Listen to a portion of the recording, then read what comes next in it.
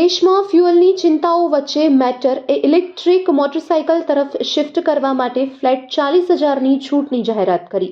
ભારતની અગ્રણી electric mobility company અને ગિયર્ડ ઇલેક્ટ્રિક મોટરસાયકલનું ઉત્પાદન કરનારી એકમાત્ર ભારતીય ઉત્પાદક મેટરે તેના ફ્લેગશિપ પ્રોડક્ટ મેટર એરા પર ફ્લેટ 40,000ની છૂટની જાહેરાત કરી છે. લિમિટેડ પીરિયડની આ ઓફર 31 માર્ચ સુધી અમદાવાદના મેટર શોરૂમમાં માન્ય છે. આ જાહેરાત એવા સમયે કરવામાં આવી છે જ્યારે ભારતના ઘણા શહેરમાં ફ્યુઅલ માટેની લાઇન જોવા મળી રહી છે, જેના કારણે સપ્લાયની વિશ્વસનીયતા અને ભાવમાં અસ્થિરતા અંગે ચિંતા વધી છે. આ જાહેરાત અંગે પ્રતિભાવ આપતા મેટરના ફાઉન્ડર અને ગ્રુપ સીઈઓ મોહન લાલભાઈએ જણાવ્યું હતું કે આ આપણા લોકો છે, ગરમીમાં લાઇનમાં ઊભા રહી કામ પર પહોંચવા જેવી મૂળભૂત બાબત માટે ચિંતિત છે. 2026માં કોઈની પણ આ હકીકત હોવી જોઈએ નહીં. અમે ખાસ આ જ પરિસ્થિતિ માટે ઉકેલ તૈયાર કરવા વર્ષો વિતાવ્યા. મેટર એરા ભારતની એકમાત્ર ગિયર્ડ ઇલેક્ટ્રિક મોટરસાયકલ છે અને તેને ખાસ આદેશ અને આ સમયને ધ્યાનમાં રાખીને બનાવવામાં આવી છે. જ્યારે તમે તેને ચલાવો છો ત્યારે ફ્યુઅલની કિંમત અને લાઇન તમારી ચિંતાનો વિષય બની રહેતી નથી.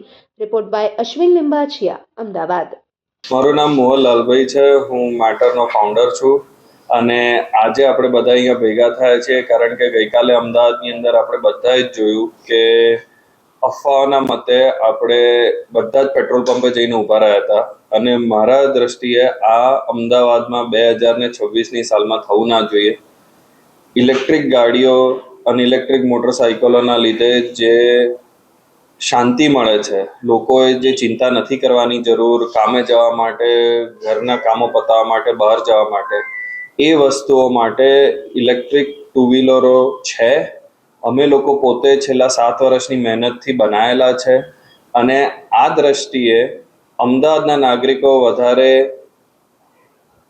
આ દર્દમાંથી ના નીકળે એના માટે અમે લોકો આવતા 7 દિવસ માટે 40,000 રૂપિયાની ઓફર મૂકીએ છીએ, જેને પણ આવીને ઇલેક્ટ્રિક મોટરસાયકલ ઉપર સ્વિચ થવું હોય. આભાર. મારા પ્રમાણે તો ઇલેક્ટ્રિક ટુ વ્હીલરો આજની તારીખમાં અને અમારી જ જે બાઇક છે એની જ સૌથી વધારે વાત કરું તો ગિયર સાથે, તમારા લિક્વિડ કુલિંગ સાથે, તમારા જે ગાડીમાં મળતા બધા જ ફીચર જે નાખેલા છે મોટરસાયકલ ઉપર, એ દ્રષ્ટિએ જોતા તમારી સ્પીડ, તમારું બ્રેકિંગ, સેફટી બધી જ પ્રત્યે આજની તારીખમાં ઇલેક્ટ્રિક મોટરસાયકલો આગળ છે. હું તો એ કહેવા જઈશ કે આગળ છે, વધારે સારી છે. એના કરતાં ચલાવવામાં ખર્ચો ઓછો છે, મેન્ટેનન્સ ઓછું છે અને જ્યારે જોઈએ ત્યારે હંમેશા તમને ઘરેથી જ ચાર્જ મળે છે. તમારે તો પેટ્રોલ પંપે જવાની જરૂર નથી પડતી.